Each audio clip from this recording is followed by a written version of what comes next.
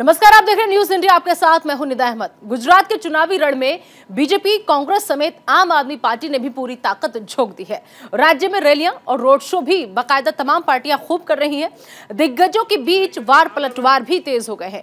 आपको बता दें कि गुजरात विधानसभा में 182 सीट है, जहां 2 चरणों में मतदान होगा। पहले चरण में 89 सीट पर 1 दिसंबर को, जबकि दूसरे चरण में 93 सीट पर 5 दिसंबर को मतदान होगा। राज्य में 8 दिसंबर को मतों की गिनती होगी। पिछले गुजरात चुनाव में बीजेपी की जीत हुई थी और इस तरह से पिछले करीब 27 साल से गुजरात की सत्ता पर बीजेपी का कब्जा है।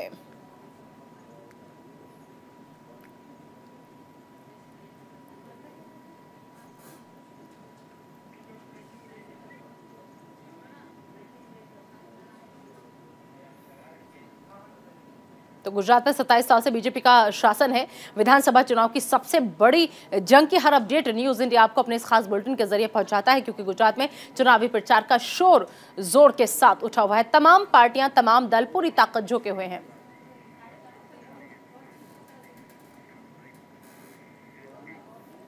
और चलिए आगे बढ़ेंगे, रुक करेंगे एक और बड़ी खबर का। आपको बता देंगे गुजरात के खेड़ा में पीएम मोदी ने आतंकवाद का मुद्दा उठाया है। अहम खबर इस वक्त की, आतंकवाद पर पीएम मोदी ने कांग्रेस को जमकर घेरा और बताया कि आतंकवाद पर पीएम मोदी ने कांग्रेस को घेरते हुए कहा कि आतंकवाद को कांग्रेस तुष्टीकरण की नजर से देखती है। आतंकियों के समर्थन में कांग्रेस नेता रो पड़े थे। कुछ दलों ने सर्जिकल स्ट्राइक पर सवाल उठाए। वोट बैंक की राजनीति में आतंकवाद का खतरा बना रहेगा, यह कहना है प्रधानमंत्री नरेंद्र मोदी का। गुजरात विधानसभा चुनाव से पहले चरण में अब 3 दिन का समय बाकी है और राजनीतिक दलों का प्रचार अभियान जो है वो अपने पीक पर जा पहुंचा है। भारतीय जनता पार्टी ने अपने दिग्गज राजनेताओं को मैदान में प्रचार का जिम्मा सौंपा है। पीएम मोदी लगातार रैलियां कर रहे हैं और आज भी प्रधानमंत्री मोदी ने धुआंधार प्रचार किया और बीजेपी के पक्ष में पूरा माहौल बनाने की भरपूर कोशिश की। गुजरात के खेड़ा में पीएम मोदी ने दिल्ली में हुए बाटला हाउस एनकाउंटर का जिक्र किया। उन्होंने कहा कि इस घटना को लेकर कांग्रेस नेता आतंकियों के समर्थन में रो पड़े थे। आतंकवाद भी कांग्रेस के लिए एक वोट बैंक है। अब सिर्फ कांग्रेस ही नहीं, ऐसी कई पार्टियां उठ खड़ी हुई हैं जो शॉर्टकट और तुष्टीकरण की राजनीति में यकीन रखती हैं। साथियों, मुंबई में जो हुआ वो आतंक की पराकाष्ठा थी, लेकिन हमारा गुजरात भी लंबे समय तक आतंक के निशाने पर रहा है। सूरत हो, अहमदाबाद हो, इन शहरों में सीरियल बम धमाकों में बहुत से गुजरात के मेरे भाई बहन मारे गए थे। कुछ महीने पहले अहमदाबाद कोर्ट ने इन गुनहगारों को गंभीर सजा दी है। गुजरात चाहता था कि आतंक का ये खेल खत्म होना चाहिए। भाजपा सरकार ने यहां गुजरात में आतंक के स्लीपर सेल पर बड़ी बारीकी से कार्रवाई की। यहां हम गुजरात में आतंकियों को पकड़ते थे, उन पर कार्रवाई करते थे, लेकिन साथियों, कोई भूल नहीं सकता कि कैसे तब दिल्ली में बैठी कांग्रेस सरकार आतंकियों को छुड़ाने में अपनी पूरी ताकत लगा देती थी। हम कहते रहे कि आतंक को टारगेट करो, लेकिन कांग्रेस की सरकार आतंक को नहीं, मोदी को टारगेट करने में लगी रही। परिणाम ये हुआ कि आतंकियों के हौसले बढ़ते गए। देश के हर बड़े शहर में आतंकवाद सिर चढ़कर बोलने लगा। आप याद करिए, दिल्ली में जब बाटला हाउस एनकाउंटर हुआ तो कांग्रेस के नेता आतंकियों के समर्थन में रोने लगे। कांग्रेस आतंकवाद को भी वोट बैंक की नजर से देखती है, तुष्टीकरण की दृष्टि से देखती है। और सिर्फ कांग्रेस ही नहीं है, अब तो ऐसी भांति भांति के दल पैदा हुए हैं ये दल भी शॉर्टकट की राजनीति में यकीन करते हैं।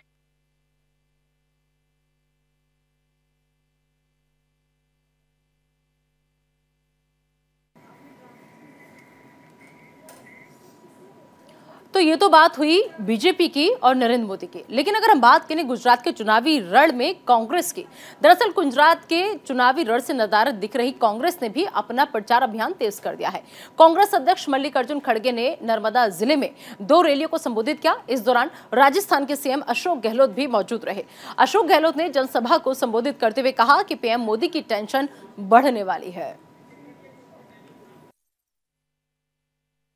भाइयों, गुजरात के लिए ही नहीं बल्कि सारे देश के लिए ये चुनाव महत्वपूर्ण है। इसलिए महत्वपूर्ण है कि आज बीजेपी सरकार यहां पर 27 साल से हुकूमत कर रही है और 27 साल में जनता की समस्या अगर हल नहीं कर सकती तो जनता को यह अधिकार बाबा साहब अंबेडकर ने अपने संविधान में दिया है, इनको 5 साल के बाद निकाल फेंकने का। तो आपको यह अधिकार है कि अच्छी सरकार को चुनने का। और हमेशा डबल इंजन सरकार की बात करते हैं यहाँ, वो भी प्रधानमंत्री जी। अरे ठीक है भाई, आपका डबल इंजन बहुत दिन से चल रहा है यहाँ, 8 साल तो आप डबल इंजन में हैं, उससे पहले भी आप सरकार में थे। अगर डबल इंजन लगाने के बाद भी अगर एक गाड़ी नहीं चलती है तो उस गाड़ी को निकाल के दूसरे नए इंजन लगाने वाले गाड़ी को लाना चाहिए। और बीच में और भी लोग आए हैं, कहीं और दिल्ली से उधर इधर से भी लोग आकर बीच में टांग मार रहे हैं। लेकिन आपको सोचना है कि जो पार्टी, कांग्रेस पार्टी इस देश को बनाई, महात्मा गांधी जी ने आजादी दिलाई, वल्लभ भाई पटेल ने देश का एकता बनाने का पूरा काम किया, नेहरू जी ने लोकतंत्र की बुनियाद डाली और उसको चलाया, और उसीलिए पूरा देश आजाद होने के बाद लोकतंत्र के अनुसार चल रहा है। उसीलिए यहां पर बहुत से जो काम हुए पहले कांग्रेस के पीरियड में, वो मजबूती के साथ हो गए। ऐसा नहीं हुआ कि आज पुल रिपेयर करे कल गिर गया, ऐसा कोई हमारा काम नहीं है।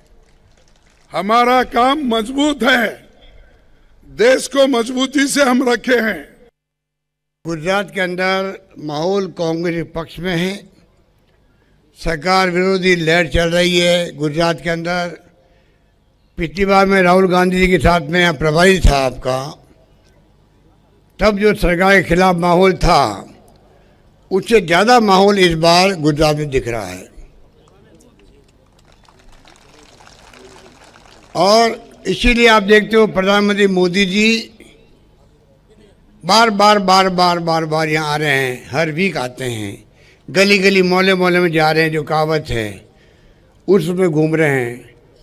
और अमित शाह जी गृह मंत्री यही कैंप किए हुए हैं, केंद्रीय मंत्री 20-20, 25-25 जा रहे हैं। ये नौबत क्यों आई है? अगर सुशासन देती बीजेपी तो ये नौबत नहीं आती, क्योंकि कोरोना में लोग मारे गए, परवाह नहीं करी इन्होंने। 70 लोग नकली शराब पी के मर गए, कोई परवाह नहीं करी। मोरबी में 135 लोग मर गए, जांच तक नहीं बिठाई हमारी मांग पर। हाई कोर्ट जज की जांच होती, दोषी पकड़े जाते तो कम से कम आगे भय रहता लोगों में, अगर लापरवाही करेंगे तो जेल जा सकते हैं, वो भी काम नहीं कर रहे। आर्थिक स्थिति खराब है। राहुल गांधी यात्रा कर रहे हैं, किसके लिए कर रहे हैं? पूरे देश के लिए कर रहे हैं, उसमें गुजरात भी आता है। यात्रा किस बात की है? महंगाई कमर तोड़ चुकी है लोगों की, भयंकर महंगाई है, बेरोजगारी भयंकर है। माँ बाप पूछते बेटों का क्या होगा बड़े होने पर, नौकरी ना प्राइवेट है ना गवर्नमेंट की है। ऐसी आर्थिक स्थिति बन गई गुजरात की, छोटे छोटे उद्योग भी बंद हो गए हैं।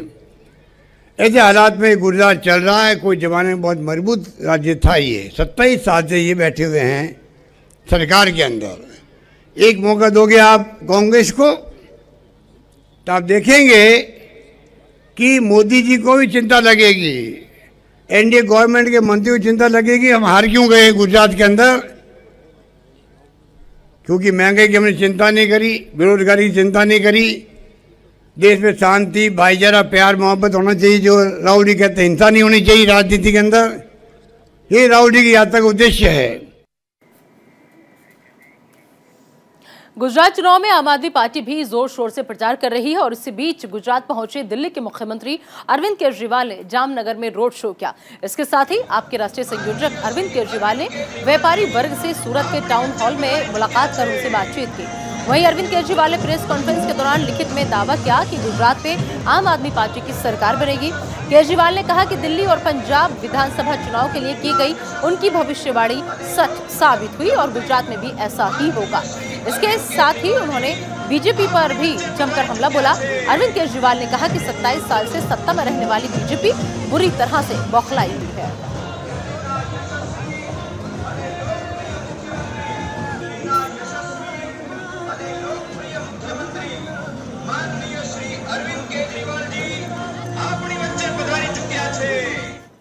सड़क पे निकल के किसी से भी पूछिए आप किसको वोट देंगे,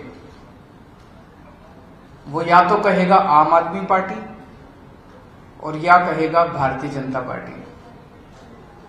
जो जो लोग कहते हैं भारतीय जनता पार्टी, उसके साथ 5 मिनट बात करो, वैसे ही जनरल बातचीत शुरू करो। 5 मिनट की बातचीत के बाद वो कहता है कि जी मेरा पूरा मोहल्ला झाड़ू को वोट दे रहा है, मैं भी झाड़ू को वोट दे रहा हूं, लेकिन डर लगता है आम आदमी पार्टी कहने से। जितने लोग आपको बीजेपी को वोट देने वाले मिले सड़क के ऊपर, सबसे 5 मिनट बात करके देखो, ऐसे लगता है कि हर आदमी बीजेपी छोड़ के आम आदमी पार्टी वोट दे रहा है। ये कारण है कि बीजेपी बुरी तरह से बौखलाई हुई है। तो 3 चीजें साफ साफ नहीं निकल के आ रही है। एक कि लोग डरे हुए हैं। हमने इतने राज्यों में चुनाव लड़े, पहली बार एक ऐसा राज्य है, हमने पंजाब में भी चुनाव लड़ते हैं, दिल्ली में भी चुनाव लड़ते हैं, पहली बार एक ऐसा स्टेट देखने को मिल रहा है जिसमें एक आम आदमी ये बताते हुए डरता है कि मैं किसको वोट दे रहा हूं। उन्हें डर लगता है कि अगर मैंने भाजपा नहीं बोला तो मुझे ये मारेंगे, कहीं भाजपा वाले तो नहीं है जो पूछ रहे हैं। तो आम आदमी डरा हुआ है। दूसरा, कांग्रेस का वोटर ढूंढने से भी नहीं मिल रहा। जैसे एक ऐड आता है ना, ढूंढते रह जाओगे, वैसे ढूंढने से भी कांग्रेस का वोटर कहीं नहीं मिल रहा। तीसरा, भारतीय जनता पार्टी का वोटर बहुत बड़ी संख्या में, बहुत बड़ी तादाद में आम आदमी पार्टी को वोट देने जा रहा है। पूरा गुजरात इस टाइम बदलाव मांग रहा है। कई लोग कहते हैं कि राजनीति के अंदर मेरी भविष्यवाणी सही निकलती है। 2014 में जब दिल्ली में चुनाव हुआ था तो मैंने एक पत्रकार को लिख के दिया था कि कांग्रेस की इस बार 0 सीट आएंगी। किसी ने यकीन नहीं किया, लेकिन उस चुनाव में कांग्रेस की 0 सीट आई थी। पंजाब के चुनाव में मैंने कई सारी भविष्यवाणियां की थी। मैंने कहा था नवजोत सिंह सिद्धू हारेंगे, चन्नी साहब दोनों सीटों से हारेंगे, बादल साहब का पूरा परिवार हारेगा। तो आज मैं आप सबके सामने लिख के भविष्यवाणी करने जा रहा हूं। गुजरात में आम आदमी पार्टी की सरकार बन रही है। ये आज आप नोट कर लीजिए, ये भविष्यवाणी भी नोट कर लीजिए और ये भविष्यवाणी सही होगी। इधर गुजरात में सत्ता बचाने के लिए बीजेपी ने अपनी पूरी फौज चुनावी मैदान में उतार दी है। इसी बीच गुजरात पहुंचे केंद्रीय मंत्री अनुराग ठाकुर ने अहमदाबाद में विपक्षी दल खास करके कांग्रेस पर जमकर निशाना साधा। साथ ही आम आदमी पार्टी पर भी जोरदार हमला बोला।